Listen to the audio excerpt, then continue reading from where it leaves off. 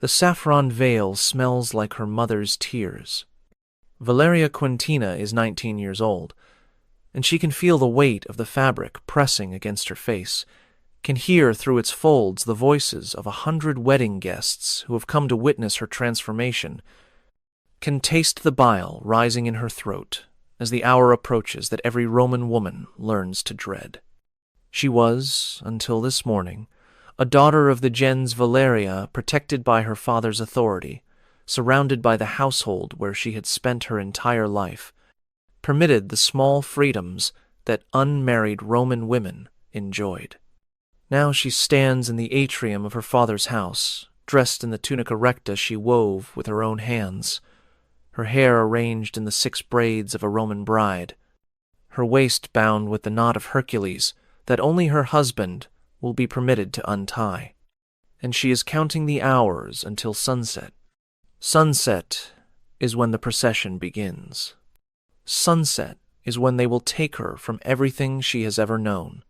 Sunset is when she will be delivered to Gaius Servilius Capio, the man she met for the first time 3 weeks ago, the man who is 41 years old, the man who has already buried one wife and who looked at her during their single meeting with an expression that made her want to disappear.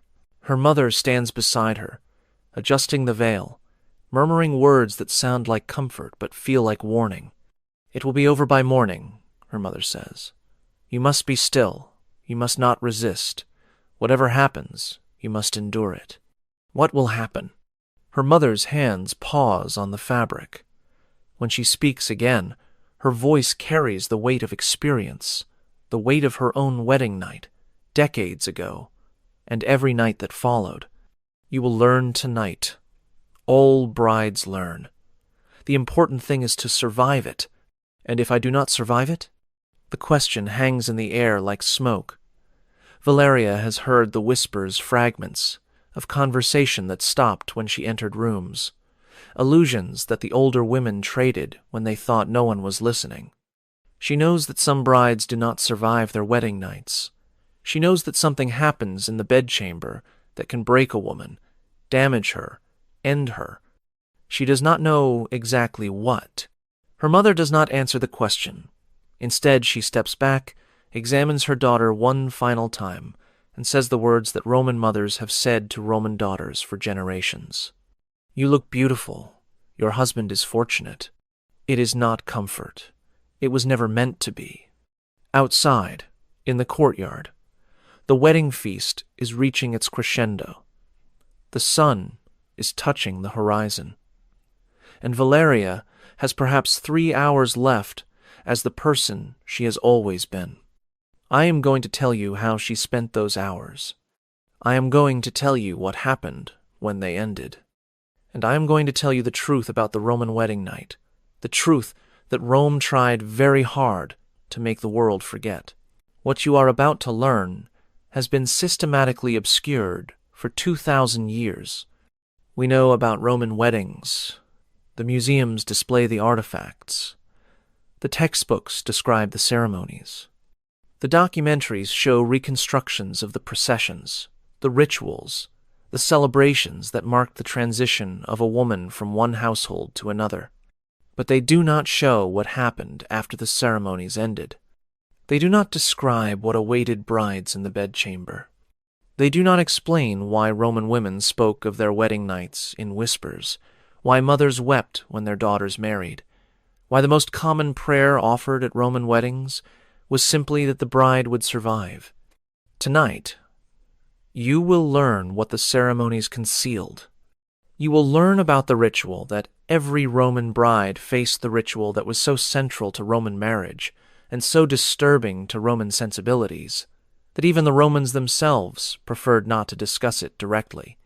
You will learn why this night was the night Roman brides feared most. Subscribe now, because this story is going to take you places that the history books deliberately avoid. Comment below, telling me where you are watching from. And settle in, because Valyria's wedding day is about to reach the hour she has been dreading, and I am going to tell you exactly what that hour contained. But first, I need to warn you about something. This video is going to challenge what you think you know about Roman civilization. It is going to show you a side of Rome that does not appear in the tourist brochures or the Hollywood epics. It is going to make you understand why certain aspects of Roman marriage were never discussed openly, never depicted in art, never described in the literature that has survived. Some things were too important to ignore, and too terrible to remember. The Roman wedding night was one of them. Let us begin with what Valyria knew and what she did not know as the sun began to set on her wedding day, 3 hours before sunset. Valyria had retreated to a small room, off the main atrium, a storage space, private enough for the conversation she needed to have. Her aunt Cornelia had followed her there, understanding without being told what her niece required. Cornelia was 43 years old. She had been married at 19, widowed at 26, and had refused every offer of remarriage in the 17 years since. When people asked why she remained unmarried, she gave various reasons. Her children needed attention. No suitable match had been found. She was devoted to religious duties. Valyria suspected the truth was simpler. Cornelia had experienced marriage. She had no desire to experience it again. "You want to know what happens tonight," Cornelia said. It was not a question. "Mother will not tell me. The slaves go silent when I ask. Everyone speaks around the subject, but never about it." Valyria's voice was steady, but her hands were trembling. "I need to know what I am facing. What you are facing depends on your husband. Some men are—" Cornelia paused, choosing her words carefully. "Some men understand that their brides are frightened. They take their time. They try to make the experience less damaging. And other men? Other men do not understand, or do not care to understand. They see the wedding night as their right, a right they have purchased, a right they intend to exercise fully, regardless of how their bride experiences it. Which kind is Gaius Servilius? I do not know. His first wife died after 4 years of marriage. She was trying to give him an heir. Her death does not tell us how he treated her in private." Cornelia moved closer, lowering her voice. "But I can tell you what the wedding night involves, what happens in that room, what you need to be prepared for. Please." What Cornelia told her took nearly an hour.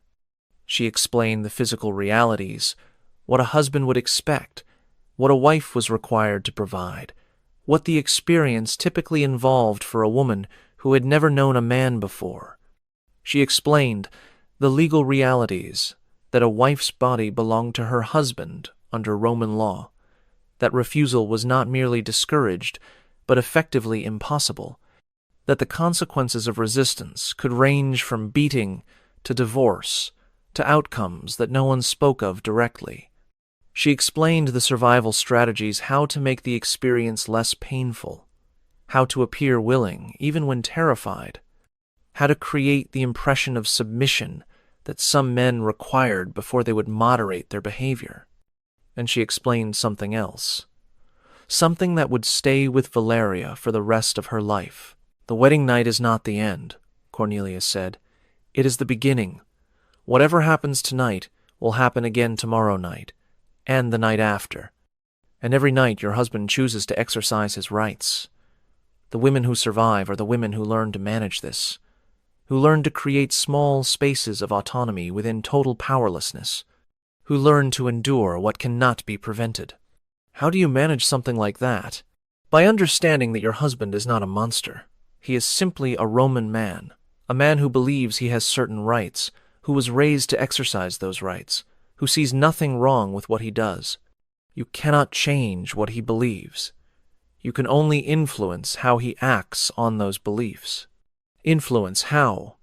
"By being useful to him in ways that make him value your well-being, by giving him sons, which secures your position, by managing his household efficiently, which makes him dependent on your competence, by being pleasant company, which makes him prefer your presence to your absence."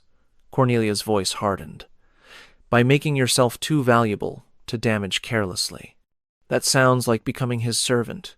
That is exactly what it is. Roman marriage is service. The ceremony tonight transfers you from your father's service to your husband's service. The only question is what kind of service you will provide, and how you will be treated while providing it. And if I refuse, if I resist, then you will be forced, and the forcing will be worse than the submission would have been. And you will still end up serving him, but you will have earned his anger in the process. Cornelia took Valyria's hands. I am not telling you this to frighten you. I am telling you because knowledge is the only weapon you have. The women who enter their wedding nights ignorant are the women who are most likely to be destroyed by them. You will not be ignorant. You will be prepared. Prepared for what exactly? Prepared for pain. Prepared for fear.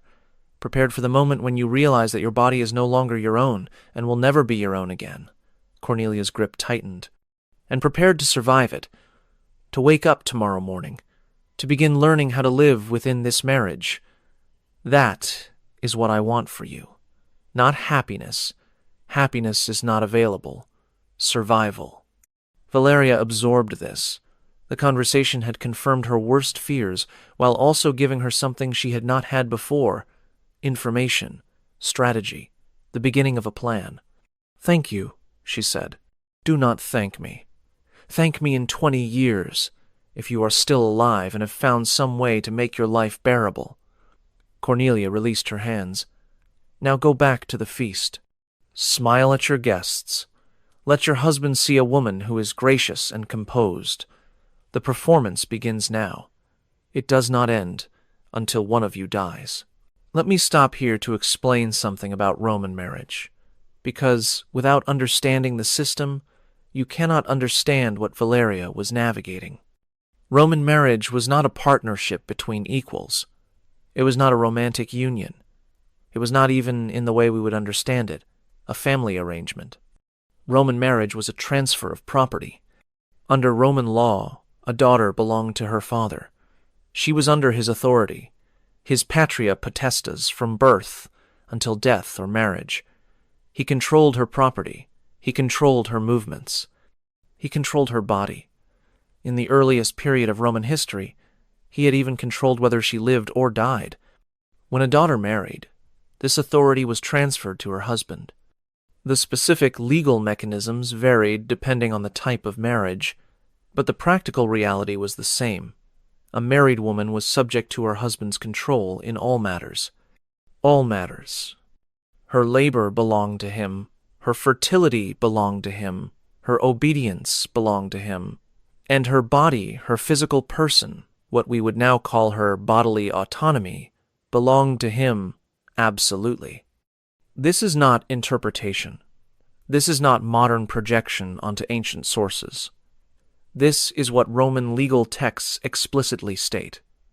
A husband had complete authority over his wife's body. He could use that body as he saw fit. Her consent was not required because the concept of consent within marriage did not exist. What we would call violation, they called, the exercise of marital rights. The wedding ceremony formalized this transfer of property. The rituals that seem charming in museum reconstructions, the joining of hands, the exchange of vows, the procession to the new home were legal procedures that moved ownership of a human being from one man to another. And the wedding night was when the new owner took possession. This is the context you need.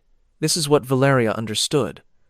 This is why her mother told her to survive rather than to enjoy, why her aunt gave her strategies for endurance rather than advice for happiness. The Roman wedding night was not a beginning, it was a claiming, and the woman being claimed had no power to prevent it, no right to refuse it, no recourse if it damaged her. She could only endure it and hope to survive. 2 hours before sunset, Valyria returned to the wedding feast, her face composed into the expression of serene happiness that brides were expected to display. No one looking at her would have guessed what conversation she had just had, what fears were churning beneath the surface, what preparations she was making in her mind. She watched her future husband across the room. Gaius Servilius Capio was deep in conversation with her father, discussing, she assumed, the final details of the property transfer that would accompany her transfer. The dowry, the settlement, the legal arrangements that would govern their marriage. He was 41 years old. His hair was gray at the temples. His face was lined with the evidence of decades of Roman life, political maneuvering, business dealings, military service in his youth. He was not ugly, but neither was he the young man that girls dreamed of marrying. He was a Roman man of a certain age who needed a wife, whose first wife had failed to provide an heir before dying, who had identified Valeria's family as suitable and Valyria herself as acceptable.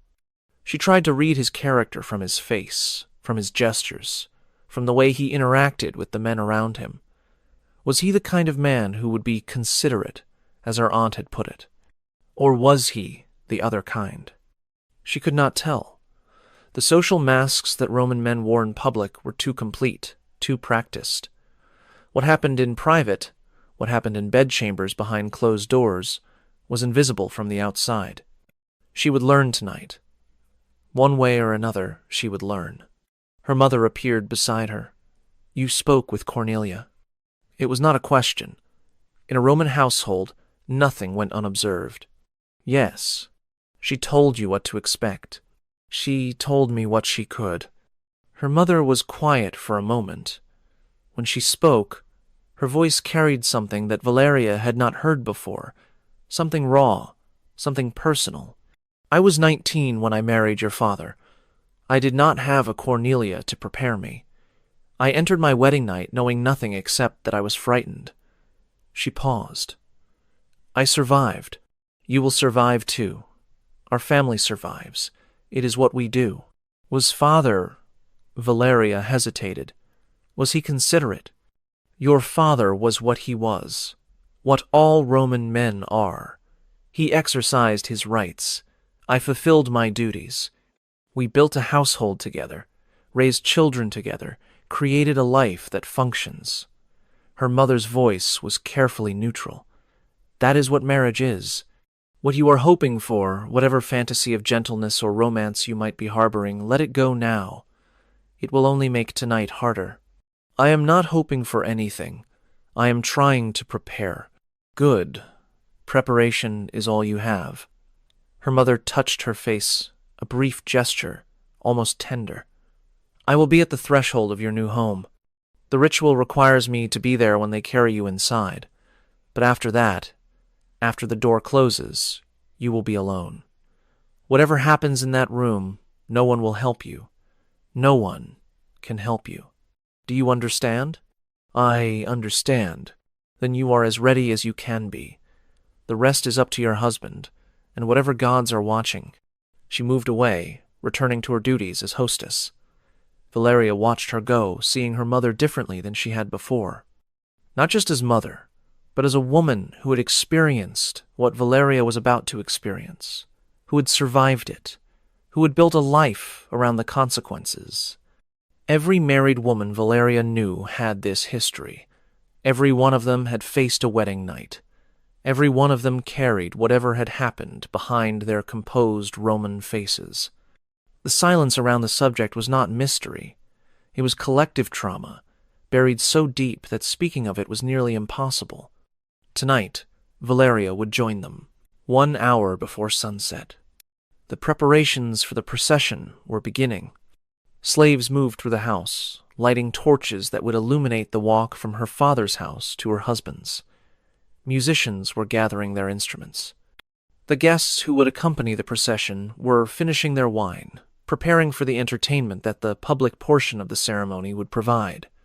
Valyria was taken to a small chamber where the final preparations would be completed.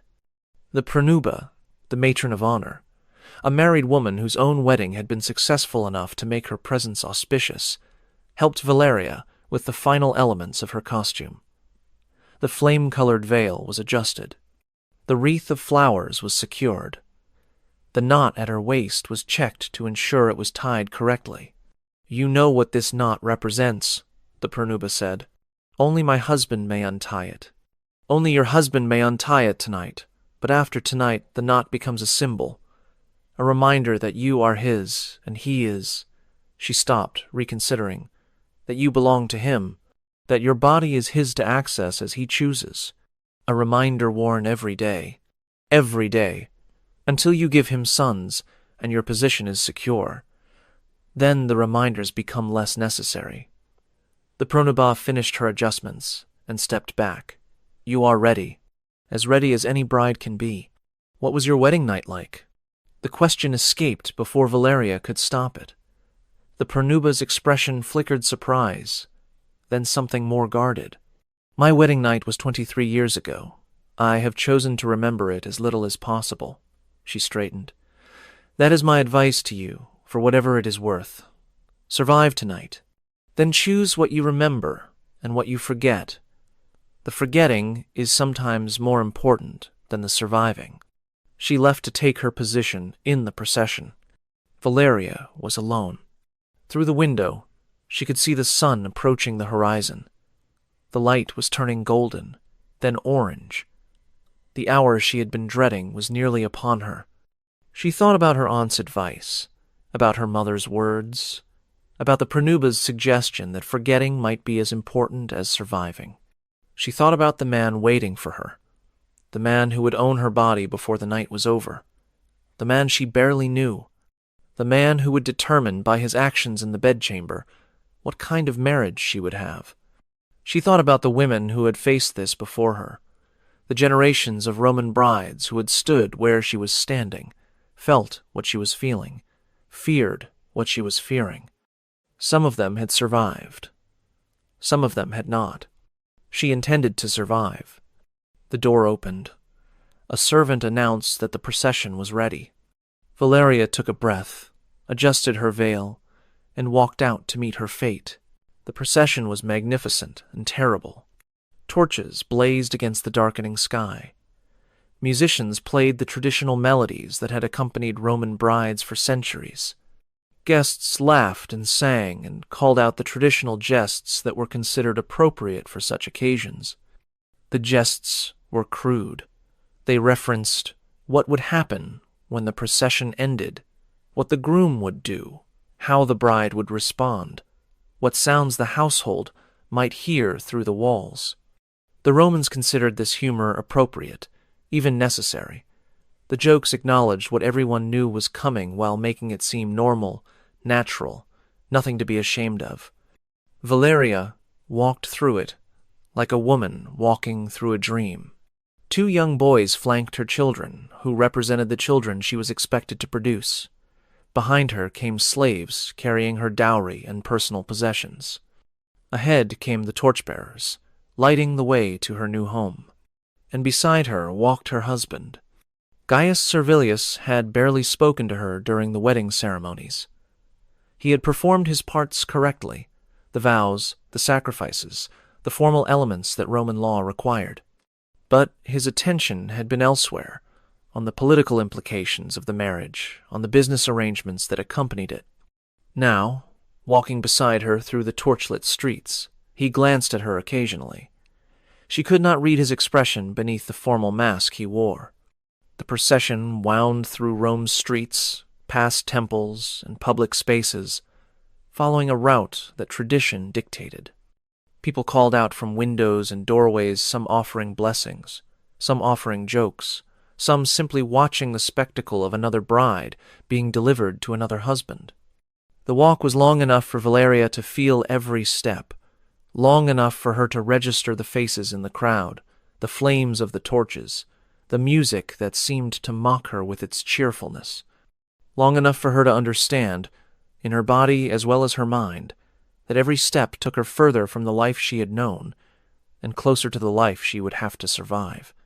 The procession arrived at the house of Gaius Servilius Capio. The threshold ritual began. I need to tell you about the threshold ritual, because it reveals something essential about what the wedding night meant. A Roman bride did not walk into her new home. She was carried. Specifically, she was lifted over the threshold, never permitted to touch it, never permitted to enter under her own power. The attendants who lifted her were performing a ritual that dated back to Rome's earliest history, a ritual that commemorated something the Romans themselves found difficult to discuss directly. The most common explanation, even in Roman times, was that the ritual recalled the story of the Sabine women, the mass abduction by which early Rome had acquired wives for its first generation of men. According to this tradition, the first Roman brides had been carried into their husbands' homes by force.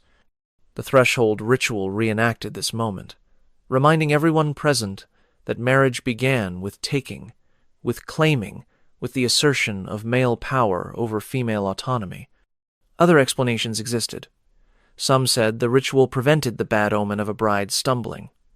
Some said it represented the bride's reluctance to leave maidenhood behind. Some said it was simply tradition, its original meaning forgotten. But the message was clear regardless of the explanation. A bride did not choose to enter her husband's house. She was delivered. She was carried. She was placed inside like property being deposited in its proper location. Valyria was lifted by attendants strong men, who had performed this service many times before, and carried through the doorway of the house that would be her prison and her refuge for the rest of her life. She was set down in the atrium. Her husband was waiting. The household rituals that followed were designed to establish Valyria's new position to formalize her transition from daughter to wife, from her father's property to her husband's property. She was given fire and water. These elements symbolized her new domestic duties. She would maintain the hearth, manage the household, oversee the supplies that kept the home functioning. A Roman wife's role was service, and these symbols reminded her of the service she would provide. She was led to the household shrine, where she made offerings to the gods who protected this house. She was introduced to the household slaves who would serve under her direction. She was shown the areas where she would work, the rooms she would manage, the spaces that would define her daily existence. And she said the words, "Where you are Gaius, I am Gaia." The formula was ancient. It meant that she had no identity apart from her husband, that her name itself was subsumed into his, that the person she had been Valyria Quentina, daughter of the gens Valyria, was being dissolved into someone new, the wife of Gaius Servilius Caepio, a woman defined entirely by her relationship to the man who owned her. The guests cheered. Wine was drunk. Blessings were offered. And then the moment arrived that all the rituals had been building toward. The pronuba took Valyria's hand. "It is time," she said. The bedchamber had been prepared according to tradition. The lectus genialis, the marriage bed, stood against the wall, decorated with flowers and fine fabrics. Oil lamps cast soft light that could not quite disguise the room's purpose. Incense burned in the corners, filling the air with heavy sweetness. Valyria stood in the center of the room, her heart pounding so hard she could feel it in her throat. The pronuba helped her remove her outer garments. Not everything she would keep the tunica recta, the dress she had woven herself, until her husband removed it. But the veil was lifted away. The wreath was set aside. The decorations that had marked her as a bride were stripped off one by one. "I will be outside," the pronuba said, "until I hear—" She stopped. "Until I know the marriage has been completed. If you need anything before then, call for me." What might I need? The pronuba's face revealed nothing. Probably nothing. Most wedding nights pass without incident. But if something happens, if you require assistance, I will be here. The words were not comforting. They confirmed that something might happen, that brides sometimes needed assistance, that the woman waiting outside expected the possibility of a crisis. The pronuba left. Valyria was alone in the room where everything would change. She had perhaps minutes before her husband arrived. She used them to prepare herself to remember her aunt's advice, to steady her breathing, to assume the expression of willing acceptance that might make what was coming slightly more bearable. The door opened. Gaius Servilius Caepio entered the bedchamber, that was now his to command. He had removed his formal toga. He wore only a tunic now, loose, simple, easily shed. In his hand he carried a cup of wine, which he finished as he entered. He looked at her. She looked at him. For a long moment, neither spoke. Then he moved toward her, set down the empty cup, and circled her, slowly examining her from every angle, as if assessing merchandise he had purchased. "You are frightened," he said. "Yes, that is normal. All brides are frightened on their wedding night." His voice was matter-of-fact, neither cruel nor kind. "I am going to tell you what will happen now. You will remove your tunica. I will examine what I have acquired. Then I will claim my rights as your husband. Do you understand?" "Yes." "Good. Begin." She reached for the knot of Hercules at her waist, the knot her mother had tied that morning, the knot that only her husband was permitted to untie. "Stop." He moved closer. "I will do that." His hands replaced hers. He worked the knot slowly, taking his time, savoring the moment. It came undone in seconds. The tunica loosened. He pushed it from her shoulders. It fell to the floor. She was exposed before him. He circled her again, his eyes moving over her body, with the attention of an inspector reviewing inventory. His hands touched her occasionally, her shoulder, her hip, her back, clinical touches that assessed rather than caressed. "You are acceptable," he said finally. "Healthy, well-formed, suitable for bearing children." He gestured toward the bed. "Lie down." She walked to the bed. She lay down. She arranged herself as she had been told to arrange herself, available, accessible, offering no resistance. He removed his tunic. He approached the bed.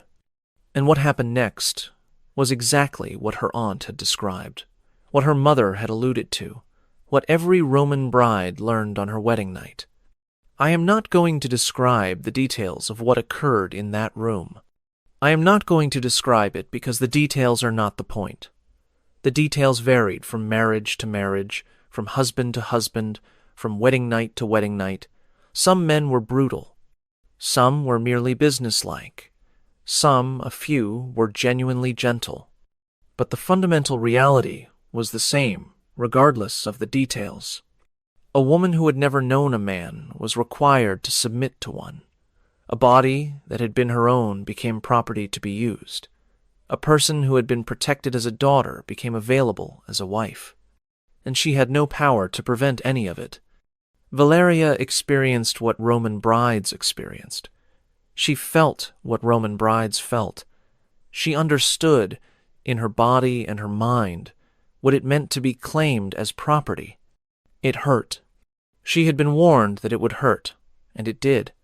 The physical reality of what her husband did, what Roman law gave him the right to do, was painful in ways she had not fully imagined despite the warnings. But she remembered her aunt's advice. She did not resist. She made herself as still as possible, as accommodating as possible. She performed the appearance of acceptance that her aunt had said might moderate her husband's behavior. Whether it worked, she could not tell. Whether Gaius Servilius was being considerate or not, she had no baseline for comparison. She only knew that it was happening, that she was enduring it, that every moment that passed was a moment closer to it being over. It was over sooner than she expected. Her husband finished. He withdrew. He stood up from the bed and reached for his tunic. "You will sleep here tonight," he said. "Tomorrow, the housekeeper will begin instructing you in your duties. You will learn quickly. I do not tolerate incompetence in my household." "Yes, husband." He left the bedchamber. She lay where he had left her, feeling the ache that radiated through her body, feeling the evidence of what had happened spreading beneath her, feeling the tears she had not permitted herself to shed, finally escaping down her temples. It was over. She had survived her wedding night. But surviving one night, she understood, did not mean surviving what came after. This would happen again.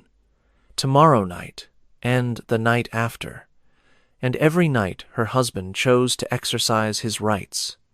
The wedding night was not the end of her ordeal. It was the beginning of a life she would have to learn to navigate. The first step was getting through the night. The second step was getting through the morning. Everything else would follow. Morning came. Valyria rose from the bed that still showed evidence of what had happened. She cleaned herself as best she could with the water and cloths that had been left for this purpose. She dressed in the matron's clothing that had been laid out, married woman's clothing now, not maiden's, reflecting her changed status. She examined herself in the polished bronze mirror that hung on the wall. She looked the same. That surprised her somehow. She had expected to look different, to bear visible marks of her transformation. But her face was the same face she had always seen. Only she knew what had changed, what had been taken, what had been learned in the hours since sunset. She emerged from the bedchamber to meet her new life. The housekeeper was waiting. Her name was Tertia, a freedwoman who had managed Gaius Servilius's household for 18 years, through his first marriage and its aftermath, through the years of searching for a new wife, through the preparations for this wedding. Tertia looked at Valyria with an expression that contained something unexpected. Recognition. "You survived," Tertia said. "Yes." "Good. I was not certain you would. The master can be—" She paused, choosing words carefully. "The master is demanding. His first wife found him difficult to manage. She did not learn quickly enough. What happened to her? She tried to give him an heir. 5 times in 4 years she tried. The 5th time killed her." Tertia's voice was flat, informational. "She was not strong enough. I hope you are stronger." "So do I." "Strength can be learned. Strategy can be taught. Come, I will show you the household. By the time the master returns this evening, you will understand how this house functions. And you will begin learning how to make it function in ways that protect you." "Protect me how?" "By making yourself indispensable. By managing the household so efficiently that the master depends on your competence. By being useful in ways that make him reluctant to damage you unnecessarily." Tertia began walking, expecting Valyria to follow. His first wife did not understand this. She thought that pleasing him in the bedchamber was enough. It is not enough. You must please him in all areas. You must make yourself valuable. Valuable things are treated better than things that can be easily replaced. It was the same advice her aunt had given, expressed in different words. Valyria was beginning to understand that this knowledge, this survival strategy, was passed from woman to woman throughout Roman society. A hidden curriculum, taught informally, essential for navigating marriages, that the formal education of Roman women never acknowledged. "Teach me," she said. "I intend to. I managed one mistress's death through ignorance. I do not wish to manage another." Tertia led her through the house, pointing out rooms and explaining their functions. "Pay attention. Learn quickly. The master's patience is limited, and his expectations are high. Your education begins now." The weeks that followed were an education in survival. Valyria learned her husband's patterns. She learned when he was most likely to visit her chamber, and when he was most likely to leave her alone. She learned what put him in good moods, successful business dealings, favorable political news, and what put him in bad moods, financial setbacks, social slights. She learned how to read his expressions, how to anticipate his needs, how to position herself as a competent and accommodating wife. She learned to manage the household. She learned the slaves' names and responsibilities, the household's accounts and supplies, the daily rhythms that kept a Roman home functioning. She discovered that she had a talent for organization, a talent that made Tertia's job easier and earned the freedwoman's grudging respect. She learned to manage her husband. She learned that appearing willing reduced the frequency of visits to her chamber. He seemed to enjoy claiming rights more than he enjoyed exercising them. She learned that praising his judgment made him more inclined to consider her opinions. She learned that small services, anticipating his needs before he expressed them, accumulated into something that might eventually resemble influence. And she learned to manage her own responses. The nights did not become pleasant. They did not become comfortable. But they became survivable experiences she could endure without breaking, could recover from, could set aside in some mental compartment where they did not poison every waking hour. She learned what the pronuba had meant about choosing what to remember and what to forget. 3 months after her wedding, she missed her monthly bleeding. 2 months after that, her pregnancy was confirmed. I need to stop here to tell you something about what pregnancy meant for Roman women, because pregnancy was both the greatest danger and the greatest opportunity that a Roman wife faced. The greatest danger because childbirth was deadly. Roman medicine had no understanding of infection, no ability to handle complicated deliveries, no tools for the emergencies that modern medicine manages routinely. Women died in childbirth frequently. Perhaps 1 in 50 deliveries ended in the mother's death, possibly more. Young mothers faced even higher risks, their bodies sometimes not fully prepared for the demands of pregnancy and labor.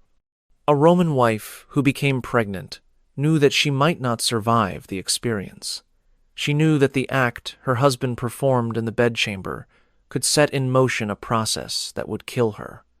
And she had no way to prevent conception, no say in whether or when she would face this danger. But pregnancy was also the greatest opportunity.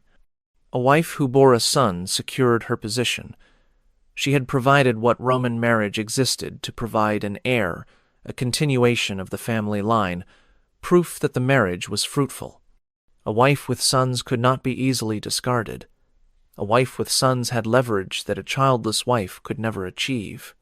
This was the calculation that every Roman wife made. The danger of pregnancy was real. The opportunity of successful motherhood was also real. And there was no way to have the opportunity without facing the danger. Valyria understood this calculation. She understood that her pregnancy was both a threat to her life and a potential transformation of her position.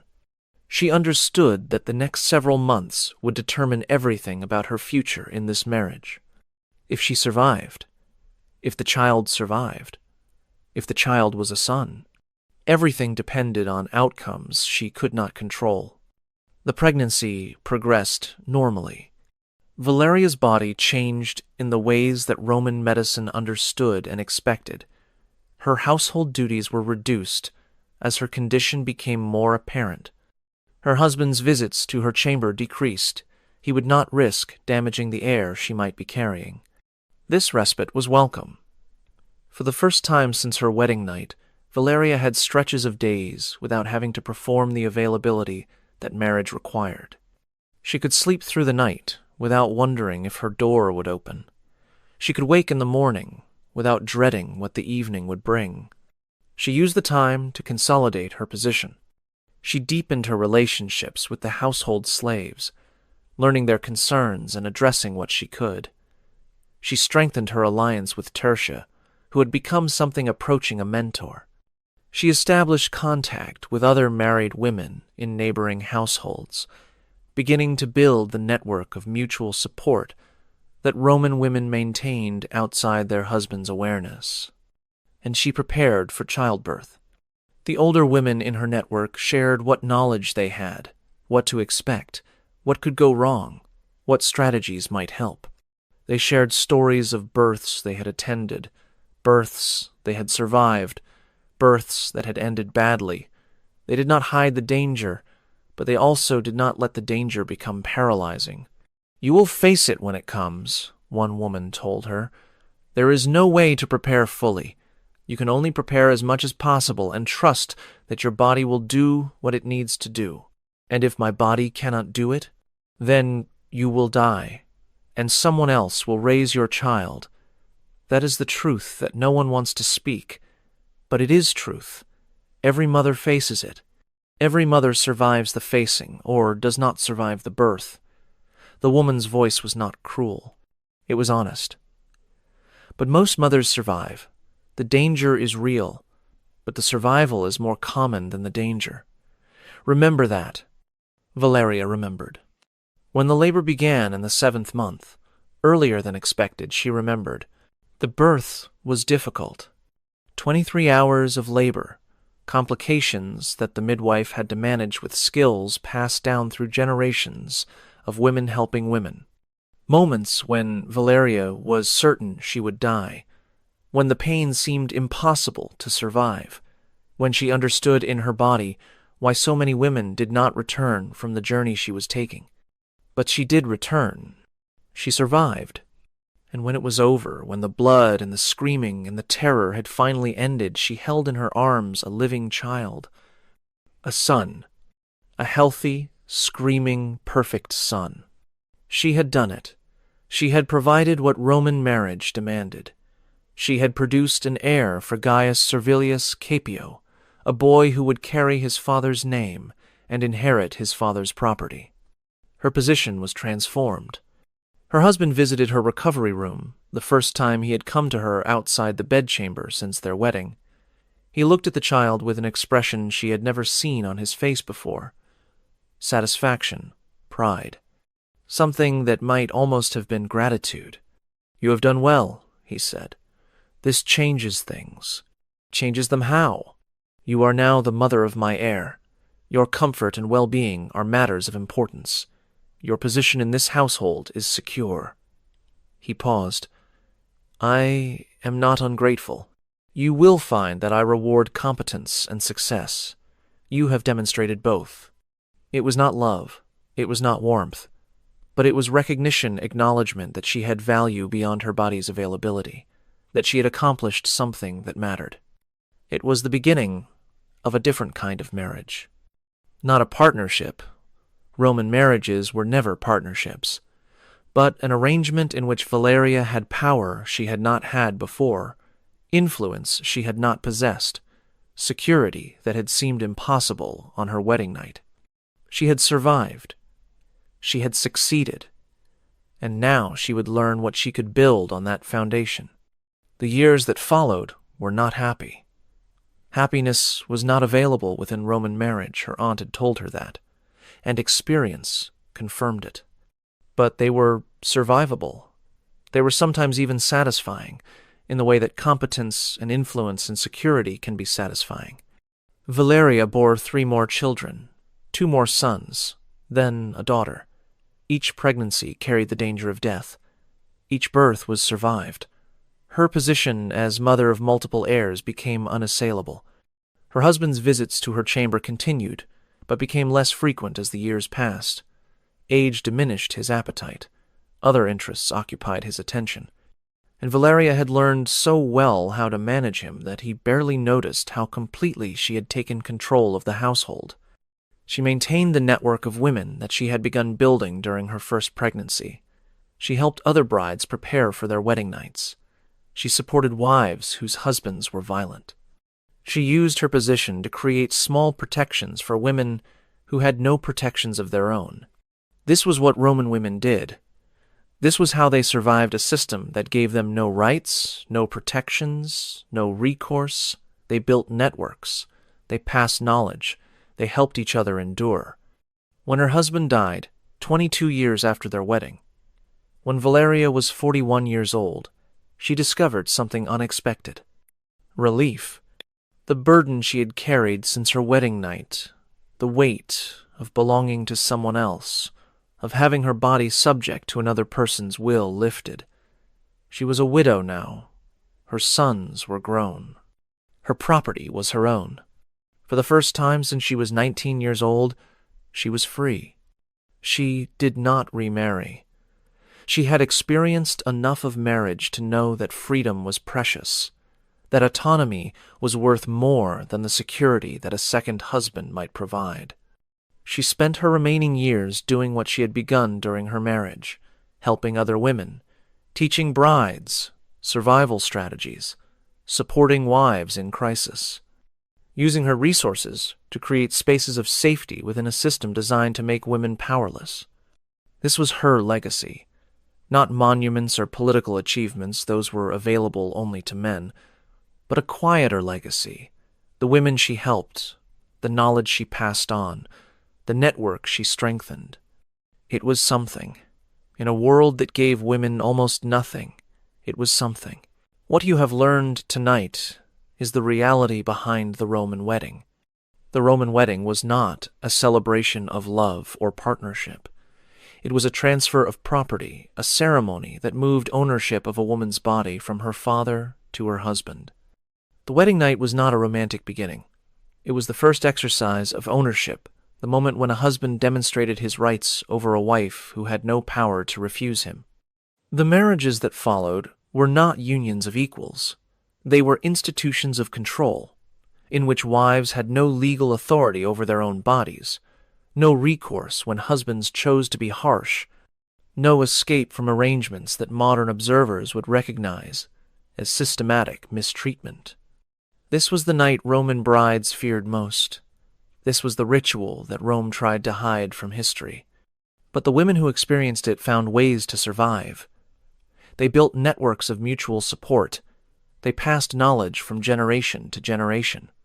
They created strategies for managing the unmanageable, for enduring the unendurable, for maintaining humanity within a system designed to deny them humanity. Remember Valyria Quentina. Remember the 19-year-old bride who stood in her father's house, counting the hours until sunset.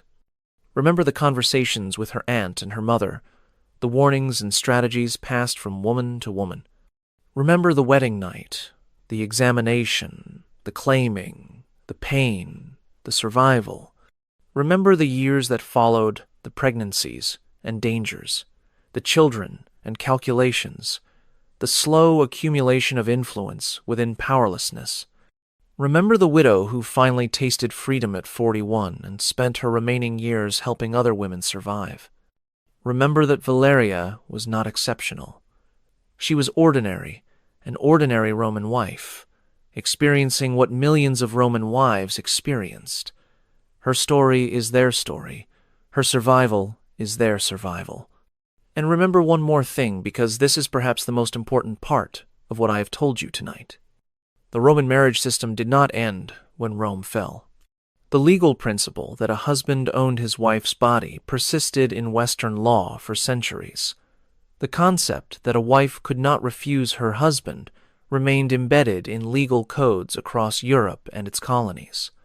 The wedding night ritual, in various forms, continued to be an experience that women faced without recourse. In England, the legal doctrine that a husband could not violate his wife because a wife's consent was given permanently at marriage remained law until 1991. 1991, within living memory, within the lifetime of people watching this video. The Roman wedding night, the ritual of claiming, the absence of consent, the treatment of women's bodies as property to be used, was not ancient history. Its consequences shaped law and custom for 2,000 years. Its echoes continue to shape attitudes and assumptions today. This is why the history matters, not as an artifact of a dead civilization, but as the foundation of patterns that persist. The progress that has been made, the recognition that wives are people rather than property, that consent matters within marriage, that women have rights over their own bodies, is recent. It is incomplete. It is constantly under pressure. Remember what Roman brides faced. Remember that what they faced did not disappear when Rome fell. Remember that vigilance is required to prevent its return. Subscribe if you want more hidden histories revealed. Comment below telling me where you are watching from. Share this video with anyone who has romanticized Roman marriage or dismissed ancient women's experiences as irrelevant to the present. The Roman wedding night was the night that brides feared most. The Roman wedding ritual was what Rome tried to hide from history. Now you know what they hid. Now you understand why they hid it. Remember,